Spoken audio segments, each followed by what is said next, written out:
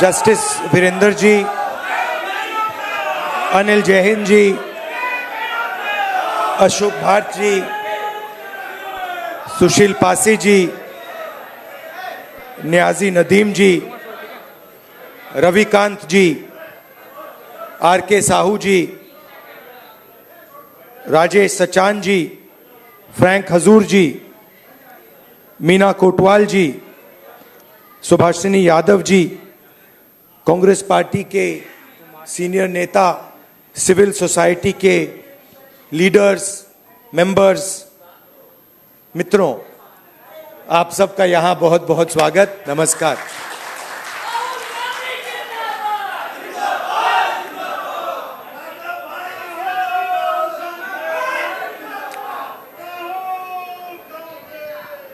कुछ दिन पहले, सबसे पहले आपका बहुत बहुत धन्यवाद कि आप सब यहां डिस्कशन के लिए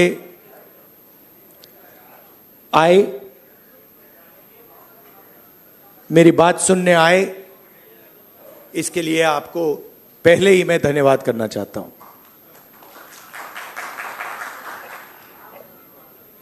कुछ दिन पहले मैं रायबरेली गया था और वहां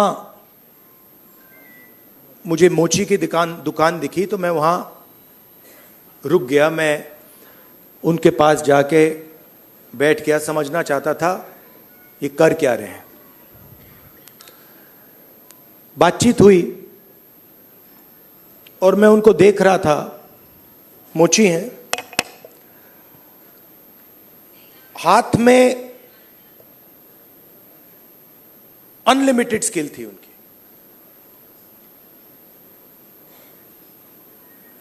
मतलब 30-40 साल का एक्सपीरियंस था। मैंने वो जूता लिया, मैंने बनाने की कोशिश की, वो मतलब सवाल ही नहीं उठता। मतलब मुझे 1-2 साल लग जाएंगे मतलब शुरू करने में। बातचीत हुई, मैंने पूछा क्या हो रहा है, कैसे चल रहा है। उन्होंने कहा ये जो मेरा बेटा है ये पहले मेरे साथ काम करता था, अब नहीं करता है, ये भाग गया, चला गया। तो मैंने कहा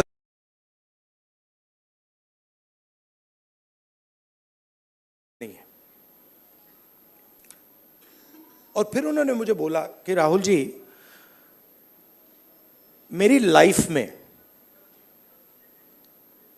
सिर्फ एक व्यक्ति ने, मेरे पिता ने मेरी रिस्पेक्ट की है और किसी ने मेरी रिस्पेक्ट नहीं की। और ये सब लोग मेरा मजाक उड़ाते हैं। तो मैंने कहा, उनसे कहा कि तुम्हें मालूम कैसे कि मजाक उड़ाते हैं? नहीं, कभी कभी तो मुझे सीधा बोल देते हैं और कभी कभी दूसरे लोग मुझे आके कहते हैं। मैं जब जा रहा था, मैं सोच रहा था इतना हुनर है, इतनी स्किल है और किसी से इनको इज्जत नहीं मिल रही। और ऐसे हजारों लोग हैं। और ये हिंदुस्तान में हर रोज हो रहा है। इस देश में हुनर की इज्जत है ही नहीं। जिसके पास स्किल है, जिसके पास हुनर है, जो काम करना जानता है, उसकी इज्जत है ही नहीं। रियलिटी है ये देश की। और ये सारे के सारे जो नेटवर्क्स हैं, 21वीं सदी में हम इसको नेटवर्क कह सकते हैं। चाहे ये बढ़इयों का नेटवर्क हो, मोचियों का नेटवर्क हो, धोबियों का नेटवर्क हो, इन सब में बहुत गहरी स्किल छुपी हुई है। हाथ मिलाने से पता लग जाता है। आप धोबी से हाथ मिलाइए, वो ऐसा दबाता है, हवा निकल जाती है। मैंने किया है। वो जैसे पकड़ता है, ऐसे लगता है कि भैया 10-15 लोगों ने पकड़ लिया हाथ। आप बढ़ई का हाथ पकड़िए, उसमें दिख जाता है।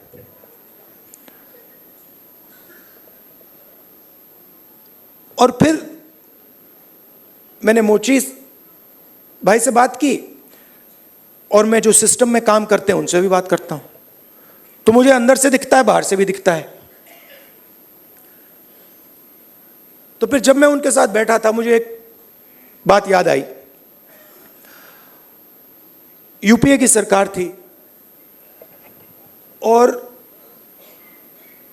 स्किल डेवलपमेंट मिशन यूपीए के सरकार ने शुरू किया। मतलब उसमें एक नए व्यक्ति को चीफ बनाया और उन्होंने मुझसे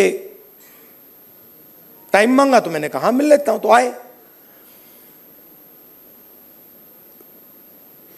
टाटा कंपनी के लिए काम करते थे। आए, बैठे और उन्होंने मुझे,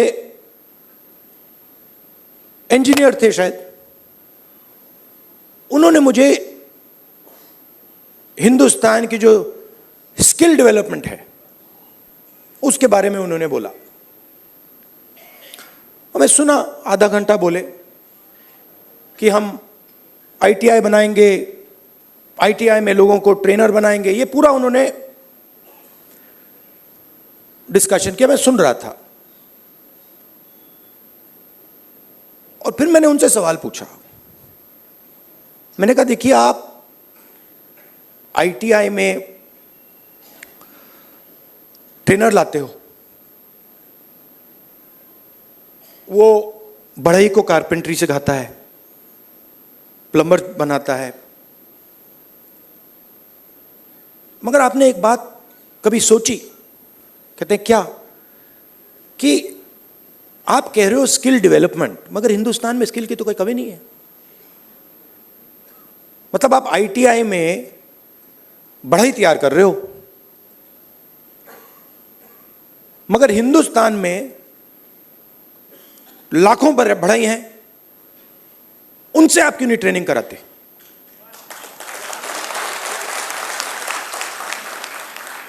तो ये थोड़ा चौंक गए। मतलब मैंने कहा मतलब बता देता हूं। मान लीजिए आपको नाई ट्रेन करने हैं, आप सर्टिफिकेशन सेंटर खोल दीजिए। हर डिस्ट्रिक्ट में आप एक सर्टिफिकेशन सेंटर खोल दीजिए और उत्तर प्रदेश के हर नाई को कह दीजिए, देखिए भैया, आप गुरु हो, आप शिष्य लो, उनको तैयार करो, अपनी दुकान में तैयार करो और फिर उनको सर्टिफाई करो। अगर आपके जो शिष्य हैं सर्टिफाई हो जाएंगे, आपको हम 100, 200, 500, 1000 रुपए बैंक अकाउंट में डाल देंगे। मतलब जो स्किल का नेटवर्क है उसका प्रयोग क्यों नहीं करते आप? बिल्कुल चुप हो गए। मतलब मुझे देख रहे थे कि ये मतलब व्यक्ति पागल है, इसको क्या हो गया। मतलब आप आईटीआई में, अच्छा मजे की बात बताऊं, ये जो हमारे ये मोची भाई हैं, इन्होंने मुझे बोला कि राहुल जी, मोदी जी ने नया प्रोग्राम शुरू किया, मुझे वहां बुलाया, मैं गया और फिर मुझे कहते हैं कि आपकी ट्रेनिंग कराएंगे। राहुल जी, मैं तो 40 साल से मोची का काम कर रहा हूं।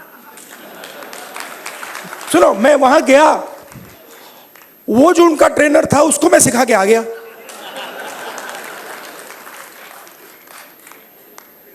तो बात क्या है, चाहे नाई हो, बढ़ई हो, प्लम्बर हो, धोबी हो, मोची हो, किसान हो, नॉलेज इनके हाथ में है, मगर सिस्टम इनसे कोई बात ही नहीं करता। सिस्टम दूसरे डायरेक्शन पे चल रहा है। आपने आईटीआई बना दी, हमारी सरकार ने बनाई, मगर उसका जो नॉलेज सिस्टम है उसका तो कोई कनेक्शन ही नहीं है। तो मैंने उनसे कहा, देखो मैं आपको बताता हूं, अगर आपने नाई ट्रेन करने हैं, मान लो आपने हिंदुस्तान में 10 लाख नाई ट्रेन करने हैं, आप हिंदुस्तान के नाइयों को पकड़ो और कहो भैया आप ट्रेन करो। 6 महीने में 10 लाख नाई आपके सामने आ जाएंगे। और कोई ज्यादा पैसा भी नहीं लगेगा मगर ना। तो हो क्या रहा है?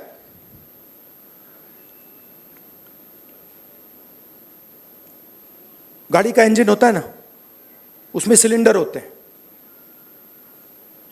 मोटरसाइकिल में कभी 1 सिलेंडर होता है, 2 सिलेंडर की होती है, ट्रक 8 सिलेंडर की, 10 सिलेंडर की होती है। हिंदुस्तान में मान लो हिंदुस्तान के इंजन में 10 सिलेंडर है, काम सिर्फ 1 सिलेंडर कर रहा है। मतलब 90% लोग बाहर बैठे हुए हैं और देख रहे हैं, और उनकी सिस्टम में कोई भागीदारी नहीं।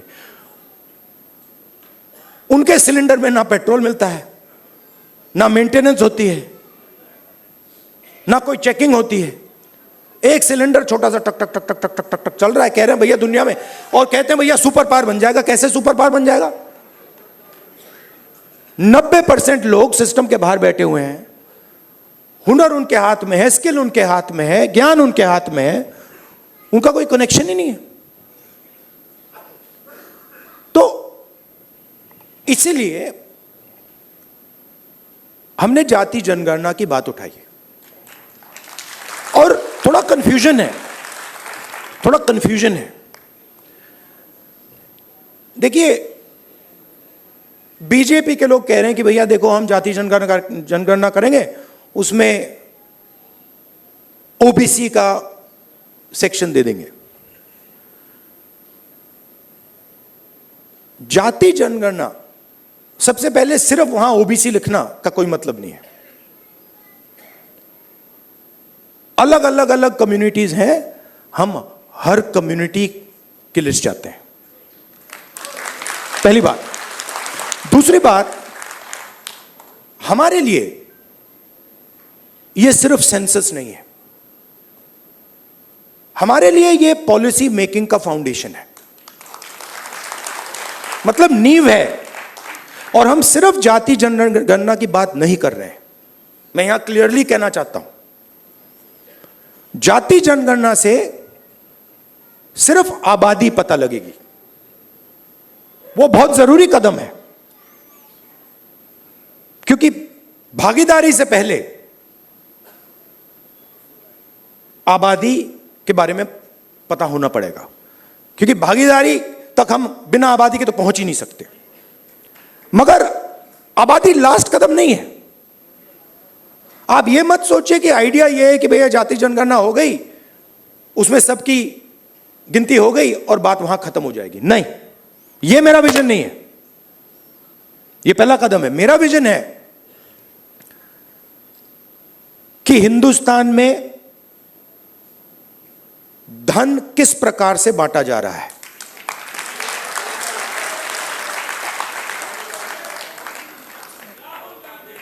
ओबीसी के हाथ में कितना है, दलितों के हाथ में कितना है, मजदूरों के हाथ में कितना है, पहली बात। दूसरी बात, हिंदुस्तान के जो इंस्टीट्यूशंस हैं, ब्यूरोक्रेसी हो, जुडिशरी हो, मीडिया हो, इसमें इन लोगों की कितनी भागीदारी है। मतलब हम यह समझना चाहते हैं कि कॉन्स्टिट्यूशन ने कहा था कि एक व्यक्ति को 1 वोट मिलेगा, मतलब सारे के सारे हिंदुस्तान के जो सिटीजन्स हैं वो समान है, एक जैसे हैं। तो हम ये पूछ रहे हैं कि अब 70 साल हो गए, कॉन्स्टिट्यूशन हमारे सामने है, इसका समाज पर इफेक्ट पड़ा है, हां या ना, और कितना पड़ा है?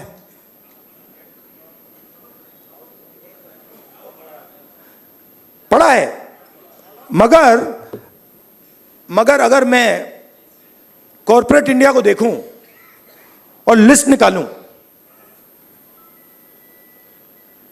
और हिंदुस्तान के 500 सबसे बड़े उद्योगपतियों की लिस्ट निकालूं, मैंने निकाला है, उसमें आपको एक भी दलित, एक भी आदिवासी, एक भी पिछड़े वर्ग का व्यक्ति नहीं मिलेगा। और सिर्फ कॉर्पोरेट इंडिया की बात नहीं कर रहा हूं, आप जुडिशरी देख लीजिए, कॉर्पोरेट इंडिया देख लीजिए, मीडिया देख लीजिए। आप मुझे बता दो, नेशनल मीडिया में दलित एंकर का नाम बता दो मुझे, आदिवासी एंकर का नाम बता दो, ओबीसी एंकर का नाम बता दो, कौन है बता दो। तो नैरेटिव बनाते ना। आप देखिए, हिंदुस्तान में 50% आपने कहा कि आधी आबादी ओबीसी है, उसमें आप 15% दलित जोड़ दीजिए, 8% आदिवासी जोड़ दीजिए। माइनॉरिटीज की बात मैंने अभी की भी नहीं, 73 आता है। 73% दलित, आदिवासी, ओबीसी। कॉर्पोरेट इंडिया में 0, मीडिया में 0, आप हो ही नहीं। तो अब हम अगर पॉलिसी बनाएंगे और हिंदुस्तान की जो सच्चाई, जो रियलिटी है, उसकी बेसिस पे हम पॉलिसी नहीं बनाएंगे तो उसका क्या मतलब है? तो मैं आपसे यह कहना चाहता था कि जाति जनगणना हमारे लिए सिर्फ गिनती नहीं है, जाति जनगणना हमारे लिए पॉलिसी फ्रेमवर्क है और एक प्रकार से हमारा गाइड, जैसे कॉन्स्टिट्यूशन हमारा एक गाइड है जिसपे ये लोग रोज आक्रमण कर रहे हैं। जाति जनगणना, सोशो इकोनॉमिक सर्वे, इंस्टीट्यूशनल सर्वे, ये हमारा दूसरा गाइड होगा। और हमारा लक्ष्य है कि जो मैंने आपसे कहा कि 10 सिलेंडर की गाड़ी है, 9 सिलेंडर बंद पड़े हुए हैं, तो हमारा लक्ष्य है कि 10 के 10 सिलेंडर काम करें। आप मुझे बताओ, पूरा का पूरा बैंकिंग सिस्टम, पूरा का पूरा बैंकिंग सिस्टम, नरेंद्र मोदी ने 16 लाख करोड़ रुपए 25 लोगों का कर्जा माफ किया है। शेम, 16 लाख करोड़ रुपया। अच्छा, उन 25 लोगों में एक दलित नहीं था, एक आदिवासी नहीं था, एक पिछड़ा नहीं था, एक माइनॉरिटी नहीं था। तो पूरा का पूरा बैंकिंग सिस्टम 15 लोगों के लिए बनाया गया है। ये जो हमारे भाई हैं जो मोची का काम कर रहे हैं, जिनको पूरी लाइफ में इज्जत नहीं मिली, इनके लिए एक बैंक क्यों नहीं है जो इनकी मदद करे? कहे कि हम स्पेशलाइज्ड बैंक बनाएंगे सिर्फ इनके लिए। तो पॉलिसी मेकिंग फ्रेमवर्क का यह मतलब है, हमारा काम हिंदुस्तान की 100% आबादी की मदद करने का है। हमारा काम 5%, 10% आबादी की मदद करने का नहीं है। वो सरकार का काम हो ही नहीं सकता।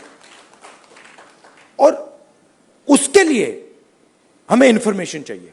21वीं सदी है, हमें डेटा चाहिए। डेटा है ही नहीं। आप नोट कीजिए, मैंने 2 चीजें कही हैं। मैंने कहा है कि जाति जनगणना, social economic state census, institutional census हम कराएंगे, और 50% का जो बैरियर है, जिसको हम एक्सेप्ट नहीं करते हैं, फ्रैंकली बोलूं तो इसको हम उड़ा के फेंक देंगे। ये 2 चीजें मैंने कही हैं। और मगर उसके बाद मैंने आज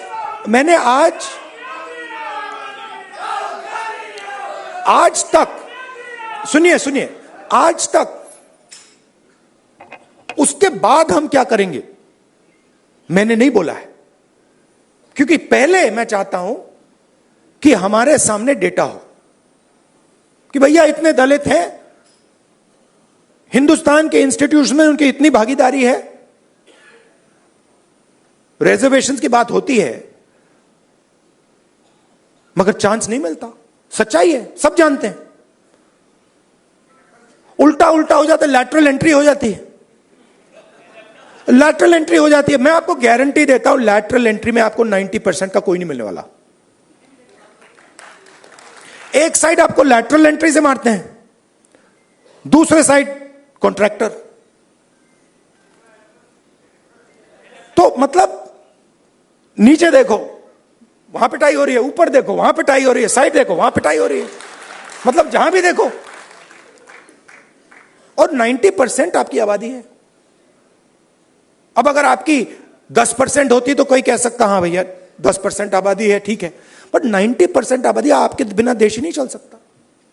और फिर मीडिया में आपको दिखेगा भैया, एक पहले क्या होगा, वो बॉलीवुड की बात करेंगे,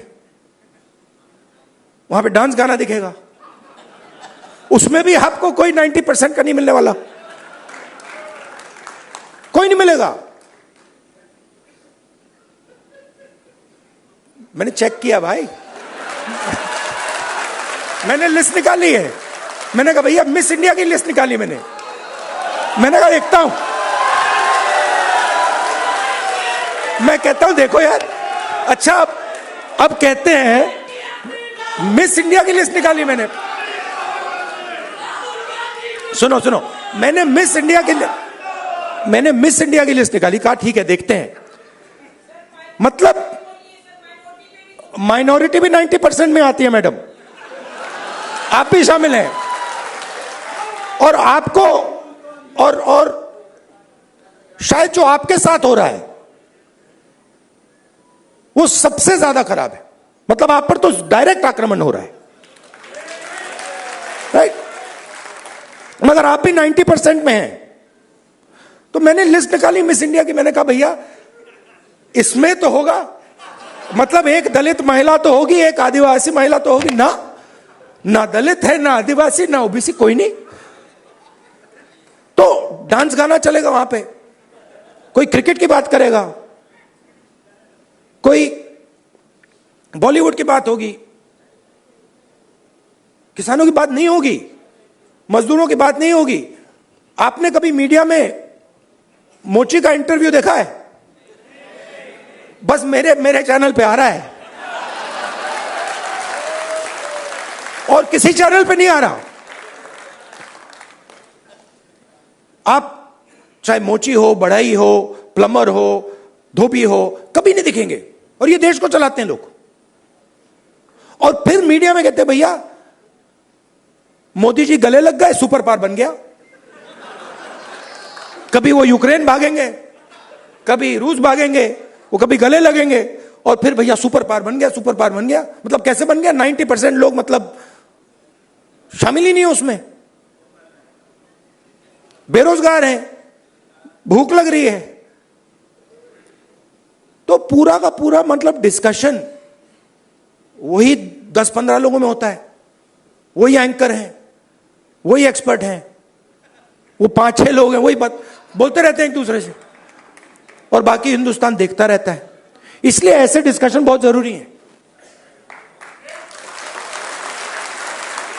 कि भाई 90% क्या सोच रहा है, क्या हो रहा है, क्या इश्यूज हैं, क्या मुद्दे हैं। अच्छा, आप एक और बात नोट कीजिए, किसी की टांग टूटती है,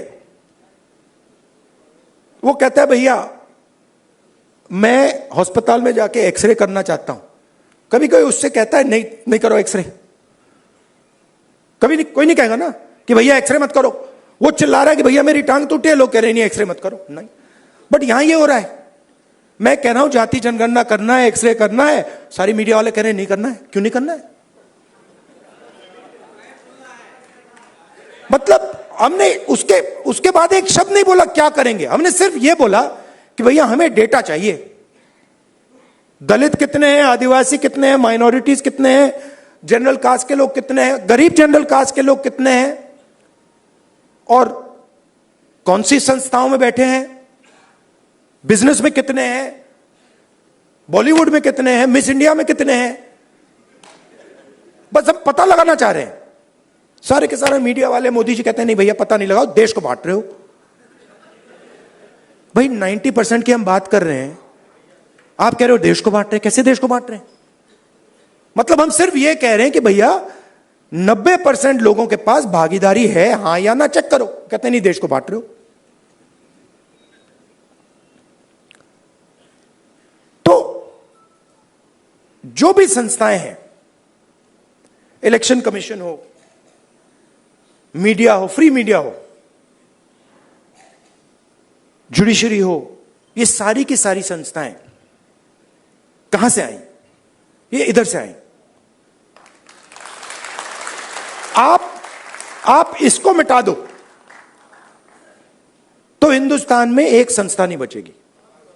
कोई इलेक्शन कमीशन नहीं बचेगा, कोई रिजर्वेशन नहीं बचेगा। जो आपने कहा कि कॉन्स्टिट्यूशन से फायदा मिला, वो 5-10 साल में सब खत्म हो जाएगा। तो जाति जनगणना जो है वो इसको मजबूत करने का काम है। ये आप समझिए, कॉन्स्टिट्यूशन की रक्षा हम कर रहे हैं जाति जनगणना के थ्रू। क्यों? क्योंकि इसको 10% ने नहीं बनाया है, इसको 100% ने बनाया है। और मैं यह भी कहना चाहूंगा कि इसकी सबसे ज्यादा रक्षा आप लोग करते हो।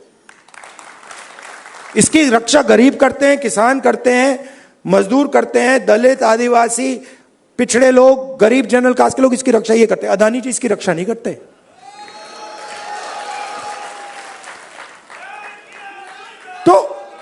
तो जाति जनगणना जो है, जिसको कास्ट सेंसस कहते हैं, इंस्टीट्यूशनल सर्वे जो हम करवाना चाह रहे हैं, इकोनॉमिक सोशल सर्वे जो हम कराना चाह रहे हैं, वो सब इसकी रक्षा है। क्योंकि मुझे लगता है कि अगर हमने 90% को भागीदारी नहीं दी और 90% को हमने हिंदुस्तान के स्ट्रक्चर में शामिल नहीं किया, तो यह नहीं बचेगा। तो इसीलिए यह पैरेलल ट्रैक है। मुझसे किसी ने पूछा, आप संविधान की बात कर रहे हो और आप जाति जनगणना की बात कर रहे हो और आप रिजर्वेशन को 50% से बढ़ाने की बात कर रहे हो। मैंने कहा ये तीनों एक ही चीज है। ये दोनों जो चीजें हैं इसको बचाने की है। क्योंकि अगर हम देश में 90% लोगों को भागीदारी नहीं देंगे तो ये नहीं बचने वाला। और हमारा लक्ष्य इसको बचाने का है। ये हिंदुस्तान के गरीब लोगों का प्रोटेक्शन है, किसानों का, मजदूरों का ये प्रोटेक्शन है। इसके बिना जैसे पहले होता था राजा महाराजा के टाइम में, जो मूड में आता था कर देते थे। वो मोदी जी मॉडल चलाने की कोशिश कर रहे हैं, महाराजा वाला, वो शहंशाह वाला मॉडल। हमने मोदी जी को ये करवा दिया।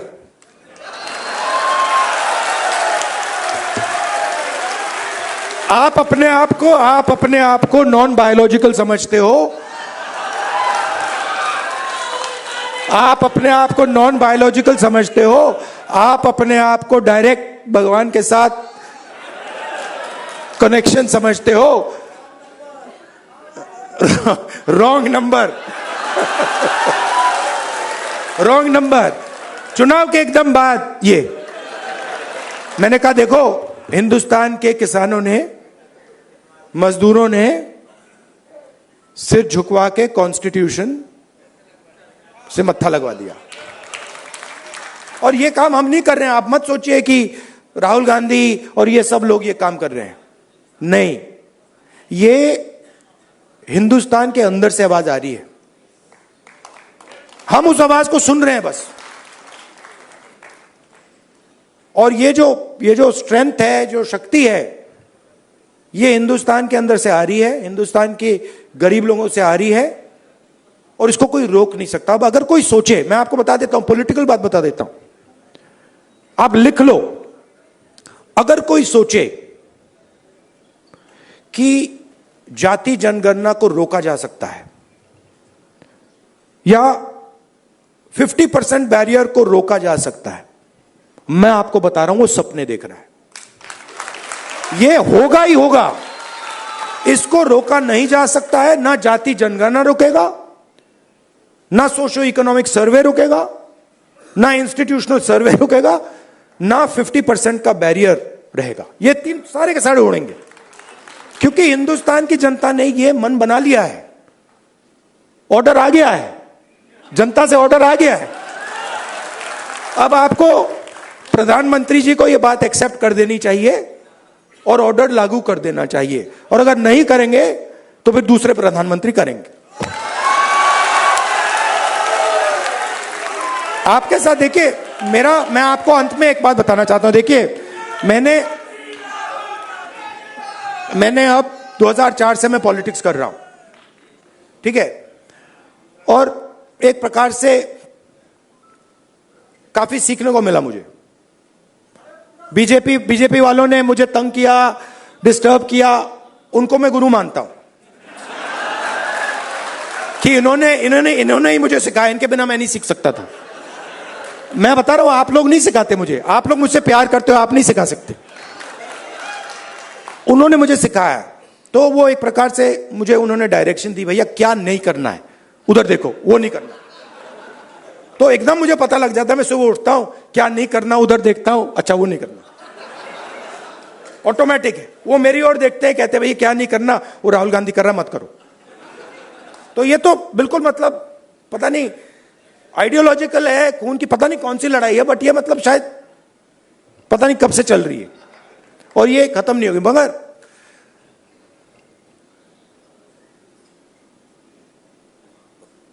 हर राजनेता के लाइफ में,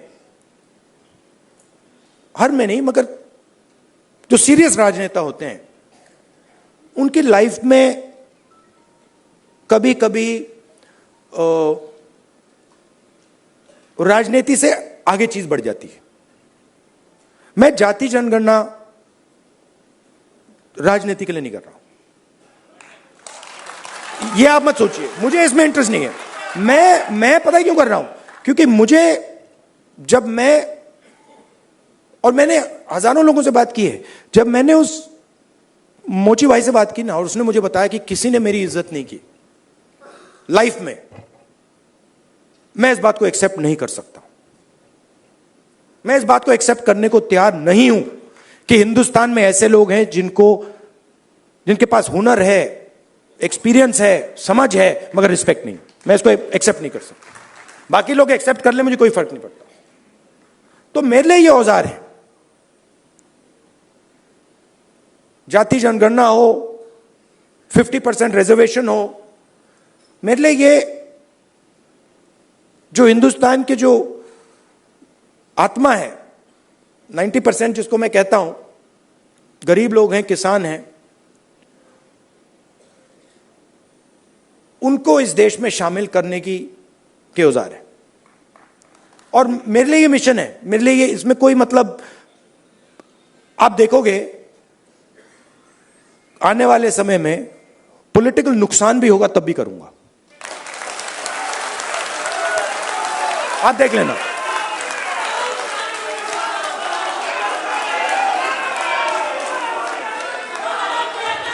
तो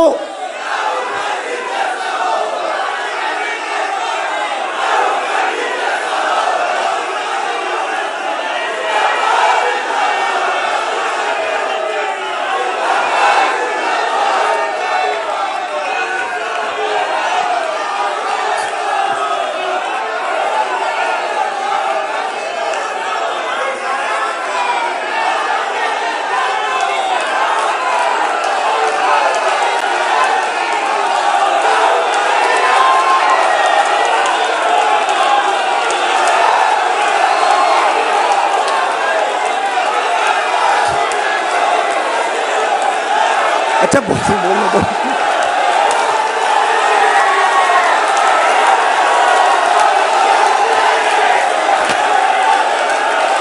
क्या बोलने तो दीजिए।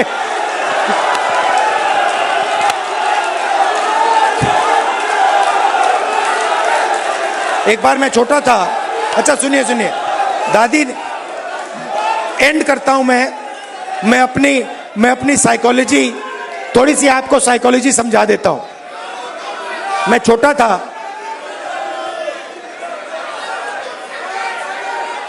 सुनिए सुनिए, थोड़ी सी मैं आपको, तो हुआ क्या, एक दिन एक जर्नलिस्ट आए मेरे पास। Love you brother. एक जर्नलिस्ट आए मेरे पास, सीनियर जर्नलिस्ट हैं, तो आप वो मेरे पास आए। जो मैंने आपको अभी बोला ना, नुकसान हो जाएगा तो भी करूंगा, तो उसको समझा रहा हूं। तो सीनियर जर्नलिस्ट आए, बैठे मेरे पास, उन्होंने कहा राहुल जी, एक सेकंड भाई, आए मेरे पास सीनियर जर्नलिस्ट, और उन्होंने मुझे कहा राहुल जी,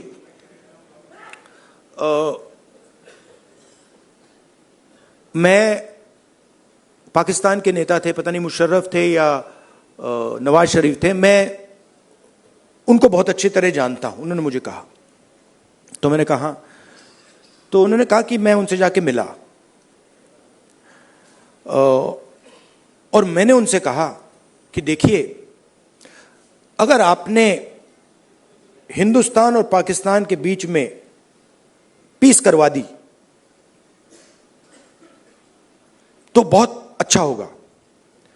तो फिर उस व्यक्ति ने, पता नहीं मुशर्रफ था या कौन था, मुशर्रफ ने कहा क्यों, और जर्नलिस्ट ने कहा कि क्योंकि अगर आप हिंदुस्तान और पाकिस्तान के बीच में पीस करा दोगे तो सदियों के लिए लोग आपका नाम याद रखेंगे। लॉजिक ये थी। मैं सुन रहा था, मुझे बता रहे थे, मतलब कि आपको नाम याद रखवाने के लिए काम करना चाहिए। मतलब मैं सोच रहा था, और जैसे मैं सोच रहा था, सुन रहा था उनकी बात, मुझे एक बात और याद आई। यही सवाल मैंने दादी से पूछा था जब मैं छोटा था। मैं दादी के पास गया, मैंने कहा दादी,